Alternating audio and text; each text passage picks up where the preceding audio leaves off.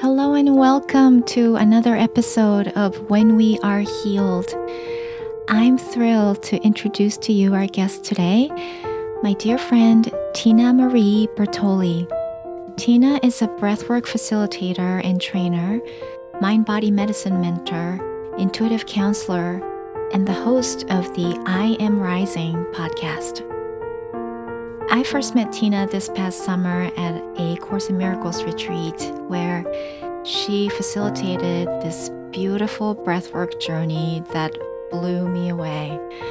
And today she's here to talk about her epic journey through breast cancer. We will go into the 2 years of grueling recovery that sent her into the deepest dark night of the soul, and how breathwork, mind-body medicine, and her own willingness to open, feel, and love brought her back to her true self. This interview was a very emotional one for me. Tina inspires me in ways that's hard to describe in words. She's someone who came face to face with one of my biggest personal fears and emerged radiant. Not only did she survive, she's now thriving in the most breathtaking way, helping so many people around the world meet themselves with love and breathe new life into their body and soul. And what she's teaching us about the power of breath, feeling, and embodiment is something that's so needed in the world right now, I think, where we spend so much time in our heads. So as you listen to Tina's deep, soulful share today, I invite you to let your body soften and feel whatever feeling it brings up in you. Let the energy move. And remember that whatever you're feeling is perfect. So without further ado, let's dive into our conversation with Tina Marie Bertoli.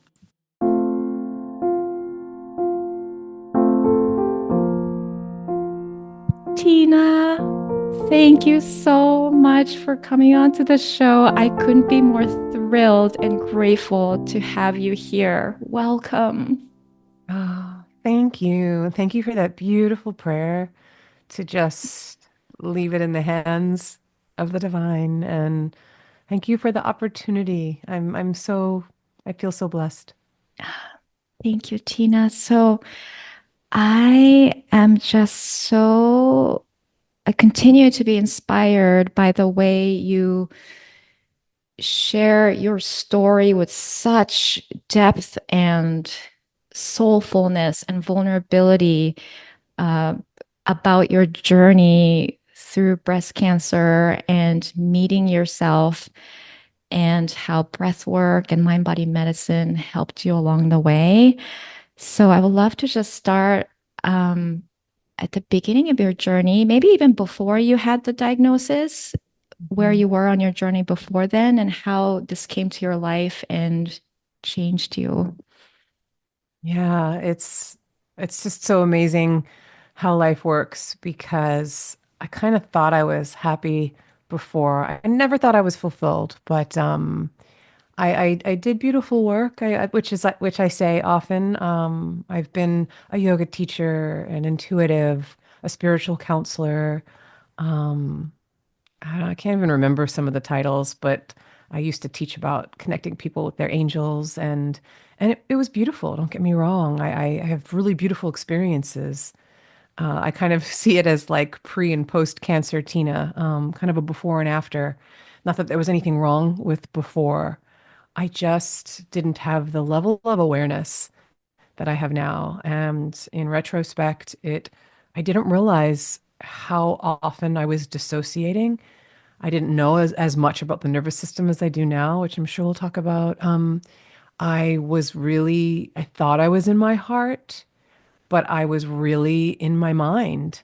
And I know I'm a good teacher and speaker, but it was like I was really good at understanding concepts and teaching them and maybe on some level integrating them, because I had a student once say, don't talk about your past that way. So I don't want it to sound like I'm denouncing it.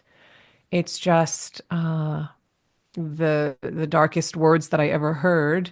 You have aggressive breast cancer, Tina, like have become like the catalyst to everything that I am embodying now. And so, yeah, to kind of just paint a little bit of the before picture, there wasn't as much depth. There was definitely not the embodiment, and there was really concepts without the actual embodied practice.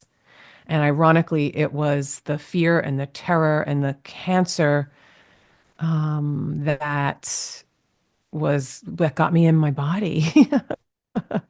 It sounds so crazy now. It's like that got you in your body, but yeah. And I'm not going to say it was easy by any means. And I say often I wouldn't wish that on anyone, but for me, in my journey, it makes perfect sense. And at this stage of the game, I feel it is the best thing that could ever happen to me, which some people think is crazy. But anyone that has really entered the darkness for a significant period of time to, like, as you mentioned, like meeting the fear and the terror. And really, when I think back, and I don't know how I did it other than there was always a deeper part of me that was running the show, that was calling me inward.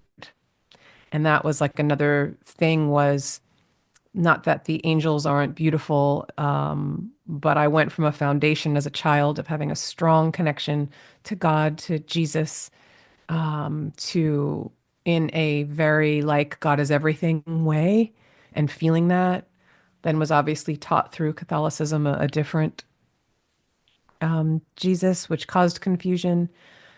And then somewhere along the way, I got a little lost in the angels, and I feel like that too took me too out. That's the other thing with cancer bringing me into my body. It was, I don't need the intermediary anymore. I'm coming home to my heart, back to God, to source, to creator. And and I call him Yeshua, and like that really embodiment of Christ. And it was in the darkness that's where it was revealed because I couldn't move anymore, like quite literally. And so it was, I almost feel like God was just saying, stop moving, stop everything, and just be here now. And when I finally surrendered, and then through breath work and, other tools, it was just like, whoa, this is what I've been searching for my whole life. It's me on the inside. So I know I kind of went in like a roundabout way, and we could get into more of the nuggets, but yeah, it's fascinating because the gift that I really gave myself that I didn't realize was a gift at the time was allowing the humanness of it all. Feeling like the victim, feeling punished, feeling rage and anger. I'm a healer. How could this happen to me? All those voices. And I let that be okay. Like I let myself be in those, like in all of that as I was navigating my way through the most difficult, challenging. And it's kind of funny to talk about it now because I'm so removed from it. And yet I look at my journals and it it wasn't living. It was like I was afraid to even close my eyes and meditate at times. Like I would just kind of pray. Like it was bad. I'll stop talking now. Thank you. The when you mentioned the dissociation and living in the head, I can so relate to that. And I have a dance background, and also got certified to teach yoga, and movement has been a big part of my life. But I'm realizing so much now that even then, I still wasn't really fully in my body. And so many spiritual students, I think, could relate to this, where in some ways we feel like all the principles, the concepts, the the teachings that we intellectually understand that are all very wonderful, but somehow we could feel stuck in our lives, that certain parts of our lives haven't shifted despite all the knowledge and information and mind practices that we've devoted ourselves to. And when I met you earlier this summer, you really helped me, not intellectually, but physically and intuitively understand uh, what it's like to really come back to the body and to feel everything, and how powerful it is to allow the body to physically relax and calm the nervous system down, which a lot of people are talking about right now, Yeah. for true healing in every level to happen. So thank you so much for bringing that key piece of embodiment to my life and to all those you share your work with. You're so welcome. I don't think that we're really taught about feeling in the capacity that we need to. And there isn't, it's not to blame anyone. Our parents do the best they can and then they want the best for us. And then, depending on the upbringing, I had beautiful parents that was all about love and attention. And yet, there wasn't the space there for my negative feelings, you know? And in retrospect, they meant well, wanting to always like say a prayer or tell me to get my keep busy, but all of that suppression, all of that repressing, the feelings and not having there be a space that it's okay for things to be uncomfortable. That just causes havoc on the body. And eventually, yeah, it just shuts everything down because all of that energy, all of those feelings become frozen inside. And all of the beautiful meditations in the world, like working with the angels, like that, not saying that won't help, but if you're not in the body to breathe and feel and really meet yourself there, that energy doesn't move. It stays frozen. And to me, I really feel that that is the energy of what's been in the background. And think of the breast area, the heart's right there. I spent my life as a child with oversized clothing and like my posture like this to hide because I was so tall, And so it's like there's so much when I look at now, like, wow, I was trying to hide. I didn't feel comfortable in my body. My body did definitely was anything but sacred. And then trying to like hunch over here at this heart space because of all that I wasn't feeling. It's like, yeah, to me, it's like, yeah, of course it would turn out to be not just breast cancer aggressive. But the beauty of that is I can now, and I do now, continue with a practice to go back and meet myself there and breathe myself open and let myself feel. Yeah, I can so relate to that contraction that I wasn't even aware of all these years of. And I just realized, even as I was sleeping or lying in bed last night, that I was sort of kind of curled in and like holding myself in. And I was like, wait a minute, why am I not even allowing myself to take up more space on my own bed? Even just like spreading my limbs in all directions as far out as I can. Even after dancing and, dancing quote unquote full out, the way I've been going through my daily life in my body has been, there's so much contraction and, like what you said, hiding. And it's so nice to now be able to bring that to the awareness and give myself permission to not just, because in yoga or dance, you always say, shoulders, back, Right. open chest and all that. And, I've done that as part of the training, but it was more of like a forced, okay, just do this posture, force yourself into that position so that, you're in the quote unquote correct alignment. But actually, it's a world of difference between forcing yourself to pull your shoulders back and really like allowing your whole body to soften. Right. Which is key. Like I really don't know how soft or soft, like that, because I say that so much now. Because I think even like what you're saying with any kind of routine, because I did dance too, I did sports. It's like we're taught a certain way so we can get the technique and master the technique and be somewhat good at it.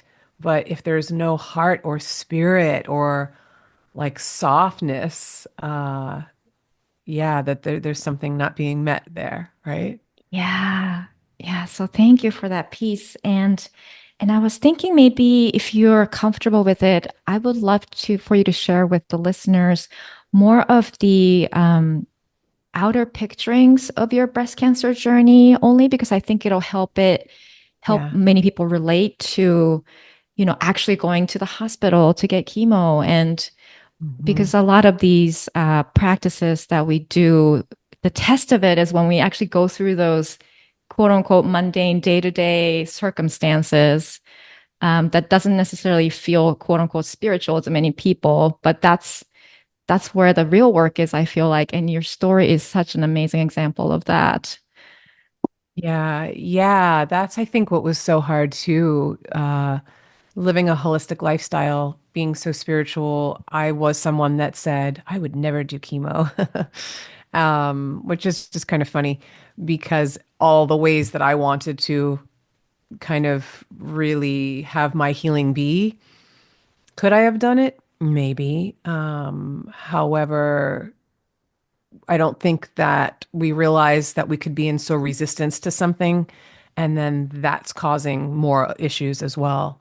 And so to just kind of rewind a little, when I got that day when I had heard, this is an aggressive breast cancer, you need to really hit the ground running. It was just like, talk about shock.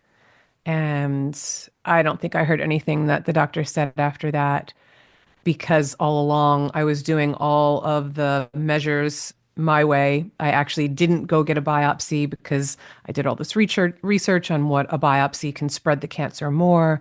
And it was like, no, there happens to be a laser surgeon here on Long Island. And it was like, it's a sign.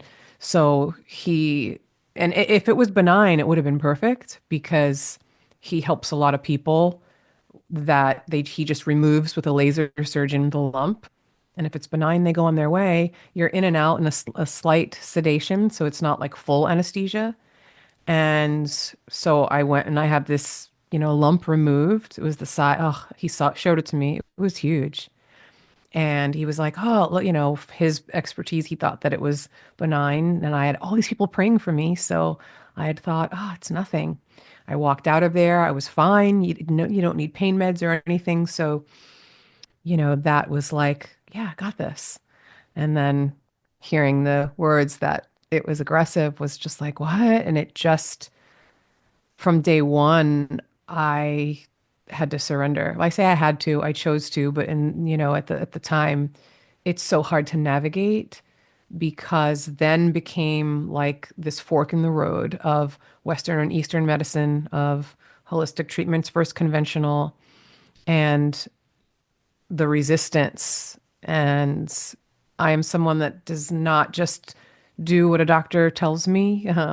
Even though I may not have been in my body pre-cancer, I knew enough to really need to like feel the energy behind my choices.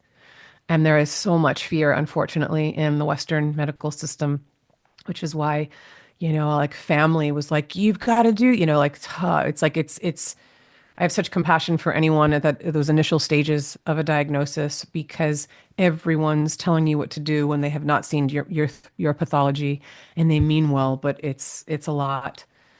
And my partner Billy and I, he was my rock. We just started researching, and I went to multiple surgeons and oncologists. At the time, I was still like, I'm not going to do chemo. And they all wanted me to do chemo. And then there was one surgeon, the one that I felt the most rapport with, where she's like, let's get this cancer out. And so that's why I was just like, okay, yeah, let's get it out. And through the different doctors too, it was a little scary at the minute they saw the pathology. You know how sometimes you have to wait a long time to get into doctors? It was like they put me on hold and that they would get the doctor on the phone Like, so whatever they saw in the actual pathology just shows how extreme it was. And then I found out later the growth rate of the cancer was so excessive. Again, they put you into, into fear.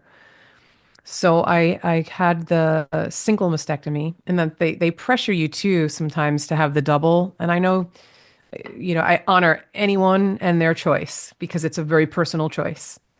And I think I went through such intensity to have the experience of that honoring. But they were even trying to push doing the double, and it was like, my left breast is fine. There's nothing wrong with it. Like to me, that was just like, what? So there's a lot that even like brought up a lot of anger around it. And then unfortunately, well, I had thought, okay, if I just hear the words margins clear, which means that the cancer is contained and they got it all. If I hear margins clear, I'm good. I won't need chemo. And I remember coming out of surgery, she was like, your margins were good. And I had like 48 hours of like really like on this high. And then I got the call, and I don't remember the specifics, but she was just like, again, because it has to do with more of the growth rate and the type of cancer that I guess once they really put like remove the breast, they were able to like look even deeper. And then I had two integrative oncologists also. And so I would take anything that the medical world would do and I'd bring it to them because they were both naturopaths. And even they looked at it and they were just like, we've never seen like this growth rate to this extent. And it was this female in California. Gosh, she was my lifeline.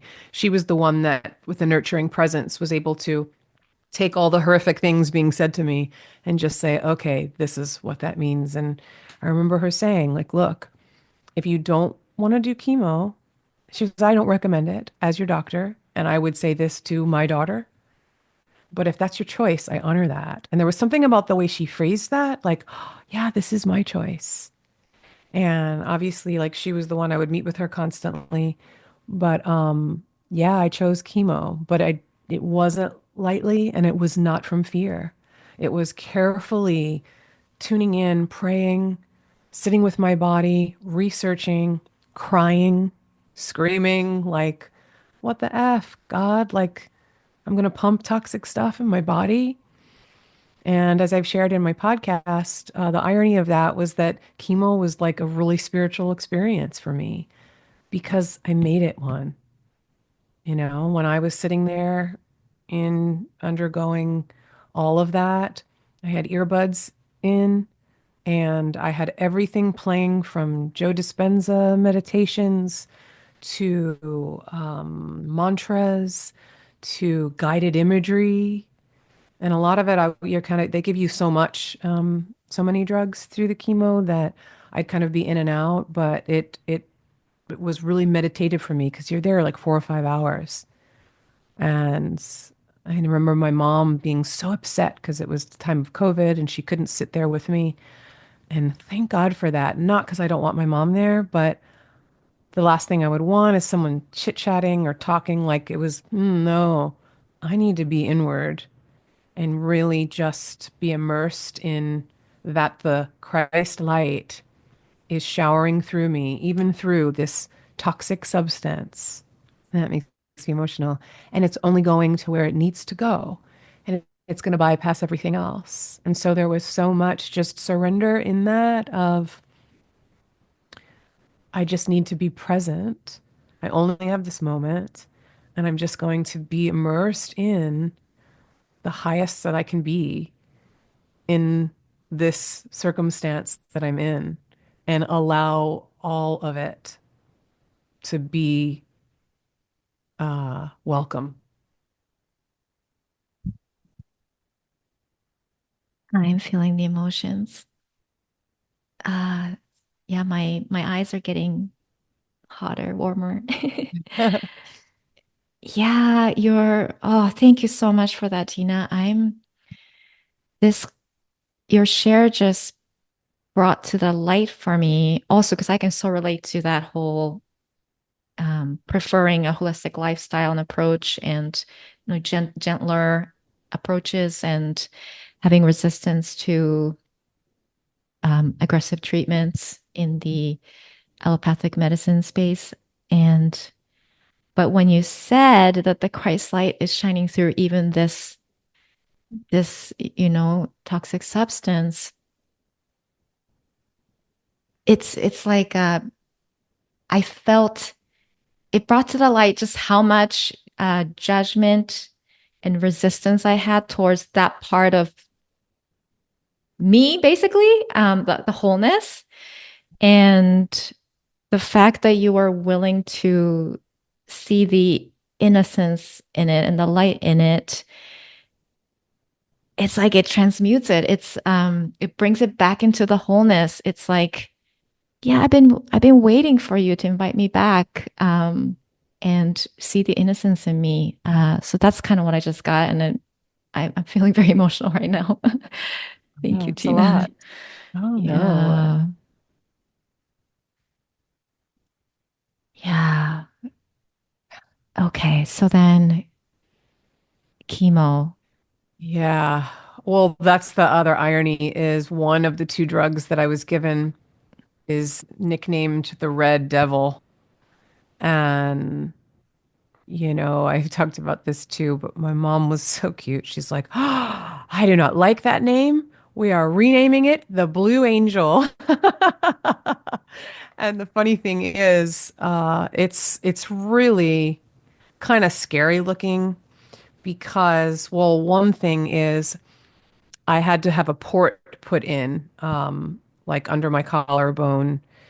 That was devastating because that's like you feel like a robot, and then they plug you into this thing that's gonna pump the drugs in. So that just never sat with me well.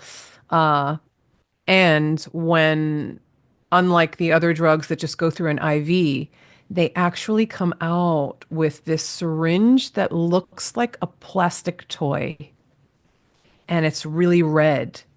And I had this amazing male nurse named Armand. Oh, what a blessing. And he knew, like, he just everything the way that, again, when you're in this prayerful state and you're in something difficult, God sends you who's there to support you. And he would just talk me through it because it had to be administered very slowly.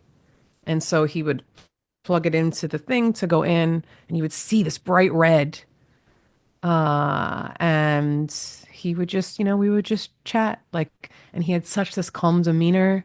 And because that, like, you see it and it's just like, unlike the other things that are behind you going in, it's just like, oh my God. So that's a lot. And then, yeah, then there's just the aftermath of side effects, which I really thought and believed at the time that I was going to be that one person that defied the the no hair thing. I purposely did not look at side effects, even though they try to take you through that. My beautiful partner Billy took care of that for me so that I didn't have it in my mind. So that's why it was like, yeah, like I don't think I realized till after the extent of how toxic these drugs were because with triple negative breast cancer, which is the most aggressive kind, and then specifically my pathology, they don't know what else to really do, at least in my case. And so it's like, let's slam her with all the darkest of substances to try to get it. And I remember my oncologist saying, we have one shot at this. It was just like, uh, and my hair would like over time really start to go. And the nurses would say, wow, you've kept so much of it. So I had thought, yeah, because I was doing frequency medicine through the little Healy device. I was taking like supplements. I was, oh my gosh, who even, mind body principles. And it wasn't until after chemo ended, which felt also like a big sucker punch, that's when the rest of it left. And then I lost my eyebrows and my eyelashes. And that, for whatever reason, was the most devastating to just look and like have no frame of a face. However, in the crying on my bathroom floor, like whew, like just, I have like this sense memory of never crying in that way, like almost primal. I don't know why it was always the bathroom, but it was always the bathroom floor. But like surrendering to it, like, what else am I gonna like? Am I gonna hold it back now? And simultaneously, this is where it gets like trippy. There was this deeper knowing that it had to be that way, that extreme, that dark, that emotional, and like, no, I can't hold on to a little hair. It has to all go for me to fully release and shed this identity or identities that I've been holding on to in order for like a true rebirth. And I didn't like fully get that full force till later, but it was always there.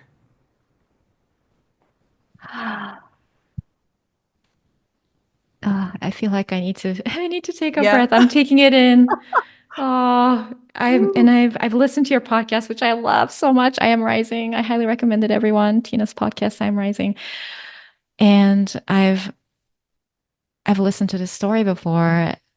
This I'm just feeling everything that it's bringing up in me, and I'm so grateful that you've shared it with such rawness and realness. And Yeah, I've never shared ah, it to this extent, which is a testament to you and the space. I think also like the prayer and the space that we and our intention of just being really present with what's here. Because even I'm like, wow, these feelings. Because I've shared this yeah, story, but not, I haven't shared it in this way. yeah. So thank you for that. And so now perhaps we could shift into recovery. And was there a turning point for you where in that darkness and the depths of that despair and identity dismantling, what was it and when was it that the shift started to happen towards meeting yourself and finding yourself again? Yeah. Yeah. So the every other week of going into chemo for I think 4 or 5 months, you establish kind of there's a protocol, right? There's I'm going to get treatment. I would have a really good week that just felt like I was on a high, and then I'd go through a really bad week, and so it was like heaven, hell. Like it really felt like that, and I just kept showing up, right? And ironically, not realizing to me the finish line was when chemo's over, I'm done. Very innocently. And then chemo ends. I lose everything, hair and everything. And then it's like, well, now what? And that's when the cumulative effects of the drugs really just like dropped in. And then it wasn't just the hair, it was severe, they call it chemo brain. And anyone out there listening, if you know anyone that's ever on chemo, it is such a real thing and it's so debilitating. Obviously, the more toxic the drugs, the more severe it is. But with all of the exhaustion, like walk up a flight of stairs and be exhausted, limited movement because of the surgeries too. I had two frozen shoulders at different times. And then this chemo brain, it honestly felt, not that I know what a stroke felt like, but I didn't know because I was just home a lot of times by myself. And then I'd go to make a call and I couldn't form sentences. I couldn't remember anything. And it gets scary to just feel like I took a pill in the morning. And then I know sometimes like people will joke when you get old, you don't have memory. Just magnify that by like 1,000. Uh, and this chemo brain lasted a year. And in the midst of this, there was a hypervigilance because now there's no treatment. So this is when all the holistic treatments started. I've done so many, I'm not even going to list them. But I didn't realize that I was in this PTSD of being afraid to eat anything, being afraid to leave the house because everything's toxic. I got to detox all this stuff. But then it was just like, I got to get the meditation in. I've got to get the mind body. And not realizing from a nervous system perspective, I was not like, talk about fight, flight, freeze, like ramping everything, gas pedal, brakes. And when I was at my probably lowest point, there was a breast cancer organization that I don't even know who told me about it or how, but again, that's how God comes in at your darkest hour. And they were offering breath work. And I remember thinking, I'm a yoga teacher. I've done breath work. I know pranayama. And I was like, what do I have to lose? I can't do all the physical movements anymore. I don't have the energy. And so I signed up. And the particular breath work that she was teaching, the conscious connected breath, one session laying there here in this meditation room on my floor, laying there, I went from depression, anxiety, not wanting to live, not knowing how to live, to, oh my God. And I always say that because it's like, yeah, oh my God. God came through the breath, which breath is God, right?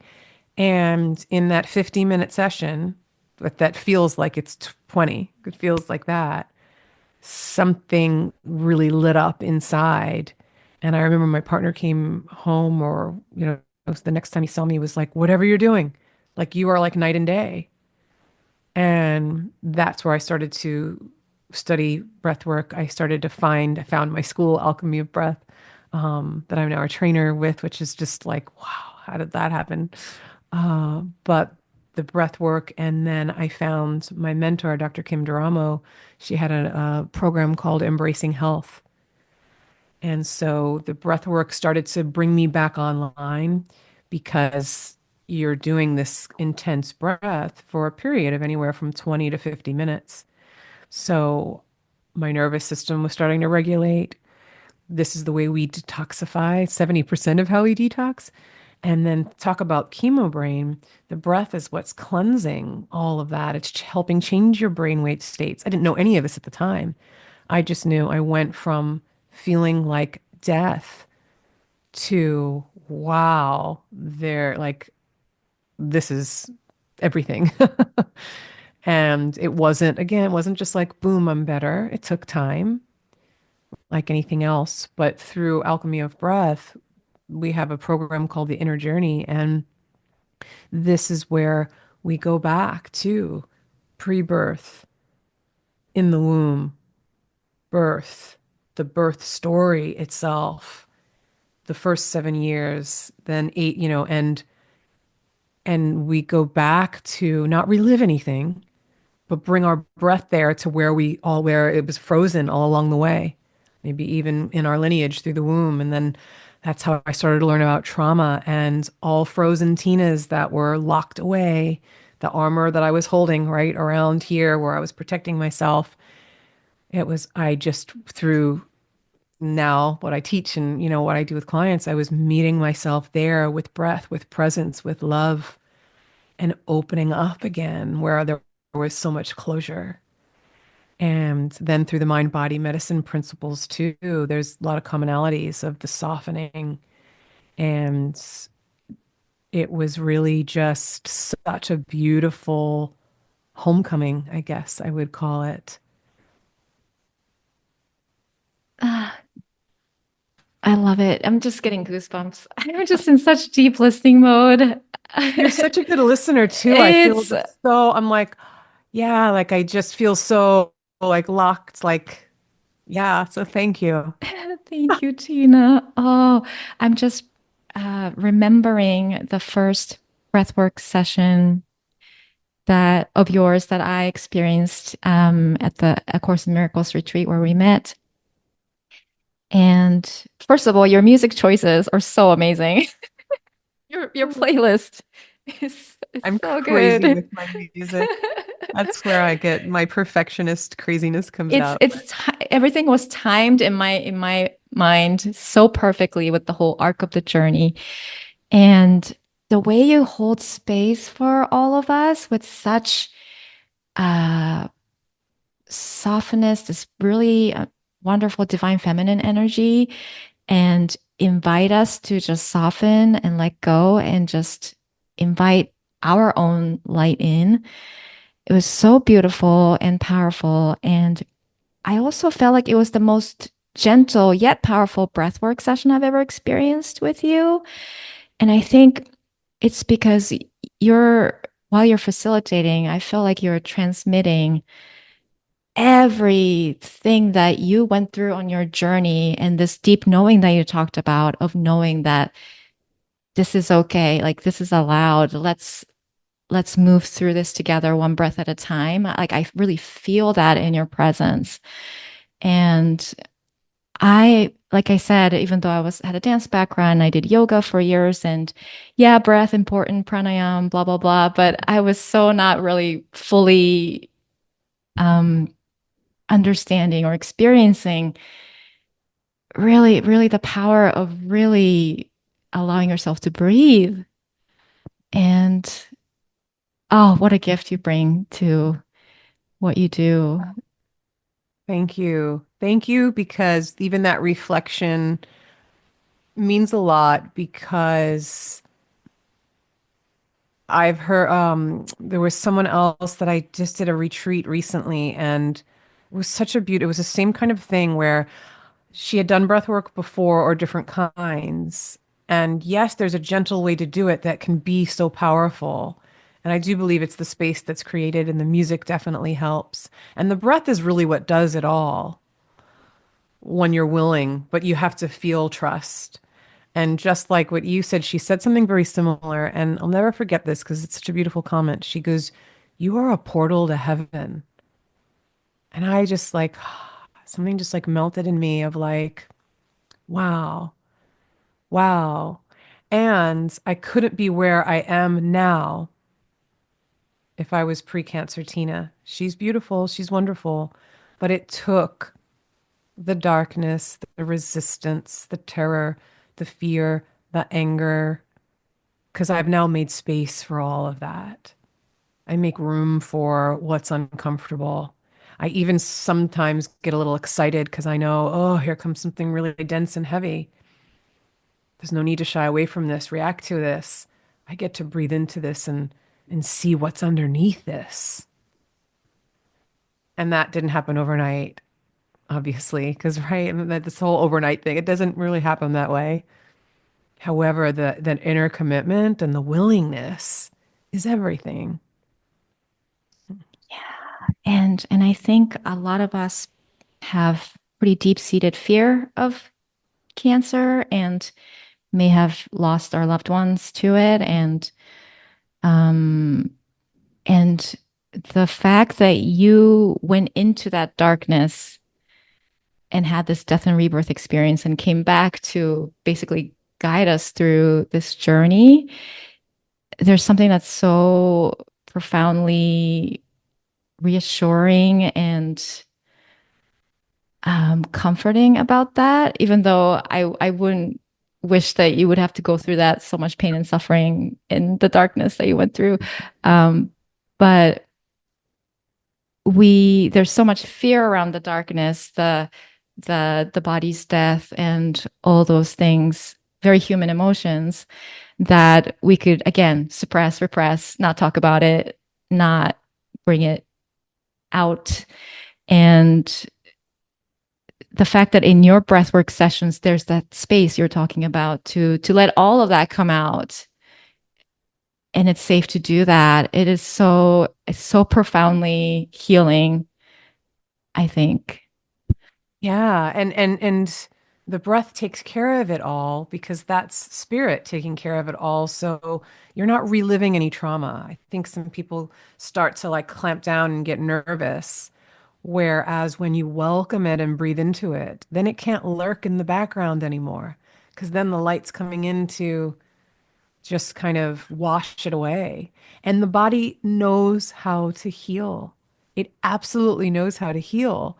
The reason that it doesn't is because we're either trying too hard to heal, we're resisting what's here. And that's the other part of the journey that can feel really awful is the people that would shame me on all sides, the holistic or even spiritual, don't do chemo, don't go under a knife. And it was like, are you an expert? Have you seen my pathology? That was not so good to receive. And then the same thing on the other side, Western medicine. Oh yeah, you do that holistic treatment, you'll die. Like so polarized and really being in the midst of all of that. And whether you resist one or the other, resistance is resistance and it just stays and persists in the body. It's only when we soften and breathe and embrace whatever it is that it can truly dissolve, resolve, and move. Mm. So when you Yes. mentioned the body knows how to heal itself, it brought me back to the mind body medicine piece that I know has been a big part of your journey too. Can you speak a little bit about that? Yeah. So much of Dr. Kim's programs, because I've probably done all of them, because it was medicine to me, especially alongside breath work and on my route through with alchemy of breath, because it's not just like you're not really learning. Yeah, you're learning certain principles, but it's all about really going inward and softening to make space for what your body. And to me, it's like that's the little one. That's like little Tina. And different, everybody could kind of use different phrases. Like some people say it's a pattern in your body, it's an energy in your body. For me to personally think of it as a little girl Tina, that helps me drop in on a real personal level to then tune in. What does she need? And then through like mind body principles, it's when the symptom is there, what do? We go for the pill, we make it wrong, we try to figure it out, we call a doctor, all these outside things when it's really a call on the inside that is shouting because the whispering or maybe the knocking, wasn't received. So that symptom is now louder. I see it as this crying out. And what would you do to a child? This is the way I see it. Would I look at little Tina and be like, you're here again? We've got to fix this. Go away. I thought that I worked on you. You need to be released. No, I'm like, okay, soften. What do you need? I'm listening. And if we've suppressed a lifetime like I did, it might take some time because little Tina didn't trust me. Like you've closed me out. You've made me wrong. You've said I'm not enough. You've done all of this. You've hunched over to hide me, right? And so it took time with these mind body principles because you're rewiring, you're relearning, you're like it's not a reflex to soften and allow because very often when we do, the symptom gets louder. So these mind body principles really do take time, but absolutely work. And then bringing the breath in also, it's very similar. It just kind of provides, I guess, a frame of reference and a context to when you're going in to breathe. Mm.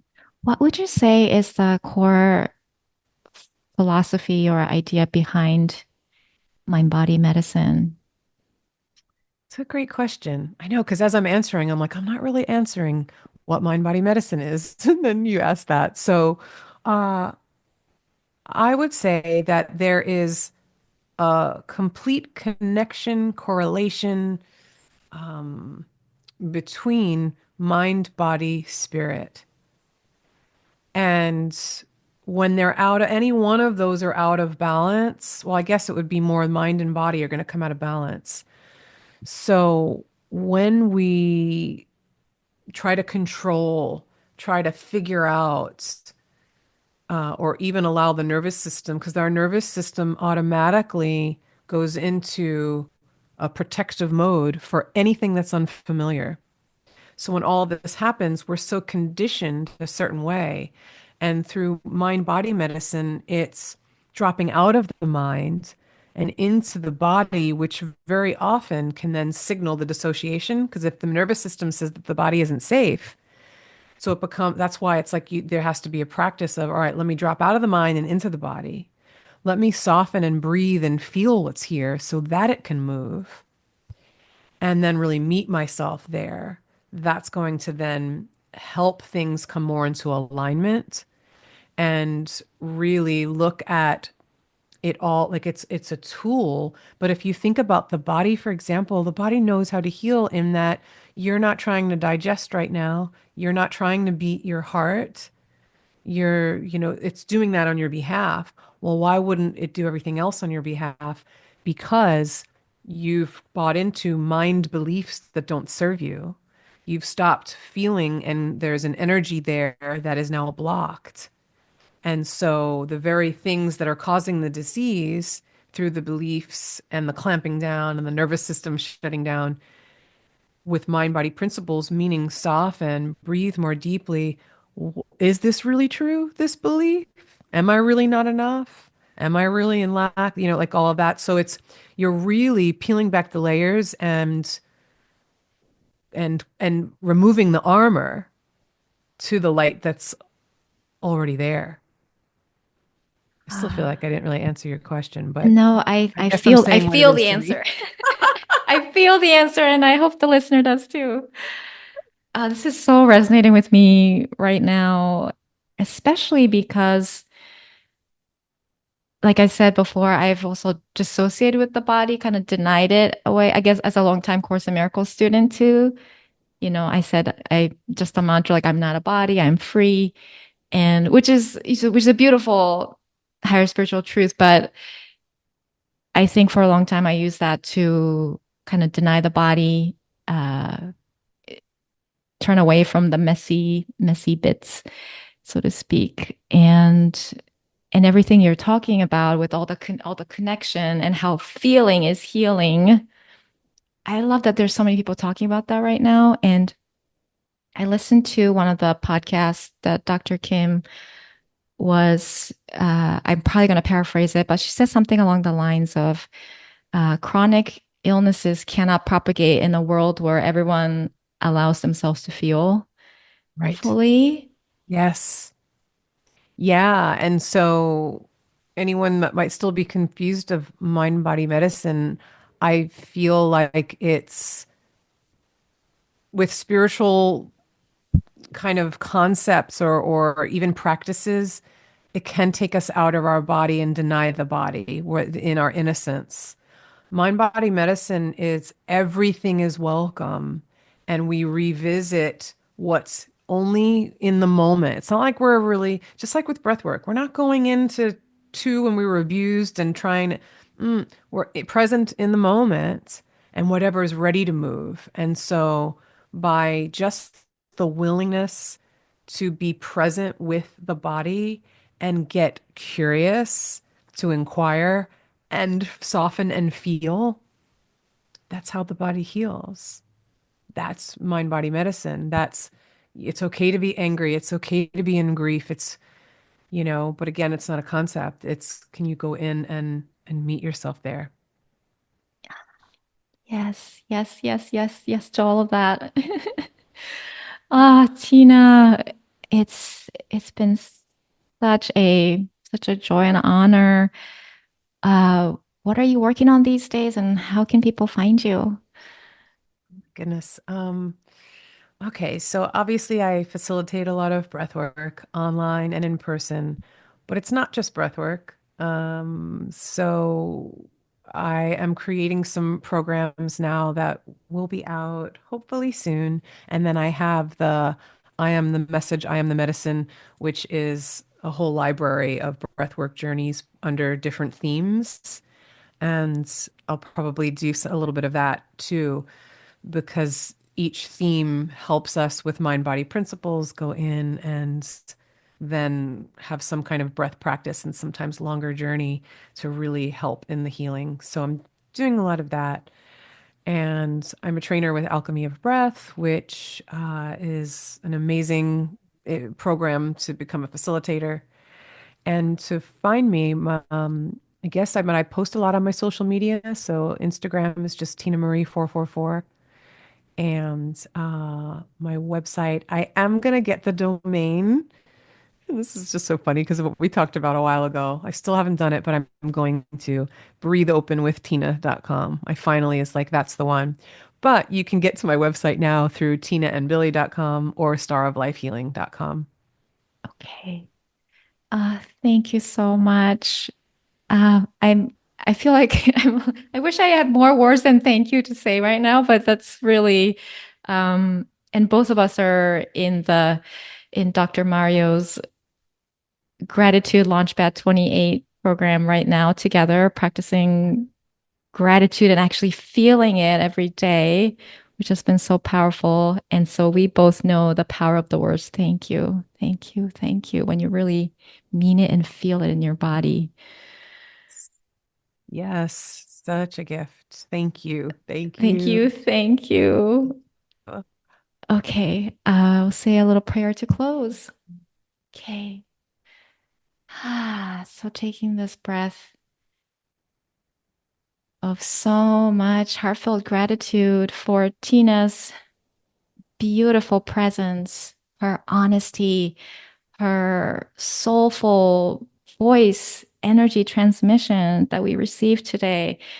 I am so profoundly grateful that everything that Tina shared today is is empowering and liberating so many of us who has carried so much burden and repressed emotions and energy in our bodies without even realizing, and now being given the gift and the blessing to soften and open and let the light in and allow ourselves to feel it all and be present with everything that is here now, welcoming everything that's here now, and allowing ourselves to move through it all, allowing ourselves to let all those move one breath at a time.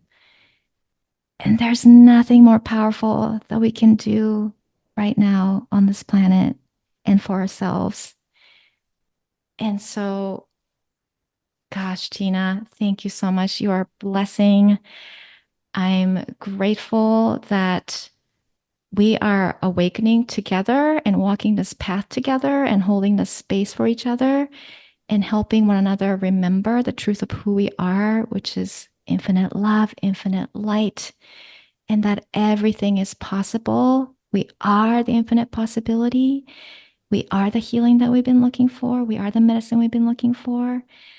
I say yes to that. And I share this with all because we're one. In gratitude, I let it be. And so it is. Amen. Yes. If you enjoyed this episode, I invite you to come check out our Substack at whenwearehealed.com, where you can subscribe to keep in touch and get show notes emailed to you. Sending you lots of love, and I'll see you in the next episode